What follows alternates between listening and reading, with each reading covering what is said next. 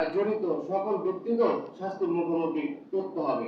ব্যক্তির দায় সম্প্রদায়ের উপর আক্রমণ কোনো ক্রমেই গ্রহণযোগ্য হবে না। এটা এটা করা কখনোই বোধগম্য নয়।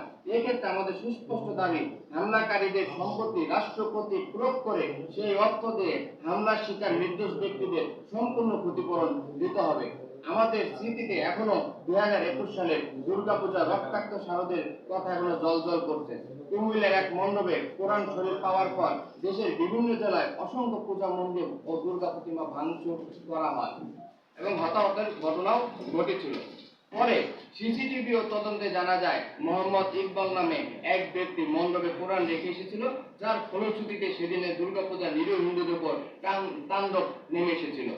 যারা ধর্মীয় সংঘর্ষ তৈরি করার জন্য এরকম উস্কানি দেয় তাদের বিরুদ্ধে কঠোর শাস্তি প্রণয়নের দাবিও আমরা জানাচ্ছি। সম্প্রতি মুসলিম মোহাম্মদ অপূর্ব রাত ধর্মান্তরিত হওয়ার পূর্বে তার নাম ছিল অপূর্ব পাল, ফেসবুকে কোরআন শরীফ অবমাননা করেছে।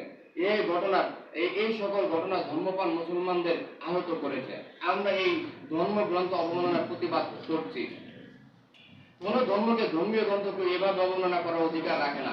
আমরাও চাই তার দৃষ্টান্তমূলক শাস্তি হোক, যেমনটা কুমিল্লার ইকবালের মতো সকল ধর্মীয় অবমাননাকারী উস্কানিদাতাদের হওয়া উচিত।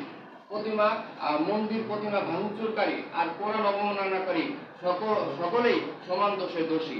অপরাধী যে কোনো ধর্মেরই হতে পারে, তাই অপরাধী ধর্ম না দেখে যেন সকলের জন্য সমানভাবে আইন প্রয়োগের জন্য সুনির্দিষ্ট আইন তৈরি করা হয়, এটাই আজকে আমাদের জরুরি হয়ে দাঁড়িয়েছে। প্রিয় সাংবাদিক বন্ধুগণ, আপনাদের মাধ্যমে আমরা ইসলামিক ধর্মীয় সংগঠন গুলোর নেতৃত্ব স্থানীয় আলেম ওলামাদের কাছেও একটি অনুরোধ রাখতে চাই। আমাদের প্রিয় দেশটিতে সকলের সাম্প্রদায়িক সম্প্রীতির বন্ধনে আবদ্ধ থাকতে চাই। এক্ষেত্রে সংখ্যাগরিষ্ঠ ধর্মাবলম্বী হওয়ার আপনাদের ভূমিকা ও সামর্থ্য স্বাভাবিকভাবেই আমাদের চেয়ে বেশি থাকবে। সাম্প্রদায়িক সম্প্রীতি রক্ষায় আমরা একে অন্যের হাতে হাত রাখতে চাই। অস্বীকার করার উপায় নেই যে বিগত বিভিন্ন সময়ে বিভিন্ন এলাকায় ধর্মীয় সংখ্যালঘু সম্প্রদায়ের উপর সাম্প্রদায়িক হামলার ঘটনা ঘটেছে। এসব ঘটনার সময় হামলাকারী উগ্র ধর্মীয় মত নিয়ন্ত্রণ আপনাদের ভূমিকা আরো জোরদার করার আহ্বান জানাই।